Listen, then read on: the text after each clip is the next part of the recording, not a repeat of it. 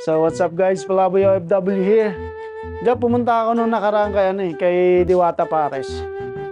Dun sa trending kasi siya ngayon. Tapos, ang problema doon, na bad trip ako. Hindi ako pinansin. Mamansin ng mga small vlogger. Oo. Totoo yung sinabi ni Jormel Labrador. Mas inuunan niya na yung mga sikat? Oo, si Diwata? hindi pinapansin yung mga small vlogger. Diwata, mali ka dun. Yung kapatid ni Rendon, hindi daw namamansin ng small vlogger si Diwata Pares Overload. Pinunta ko nung nakaraang araw. Hindi nga namansin. Oo, kailangan talaga malaking channel mo eh.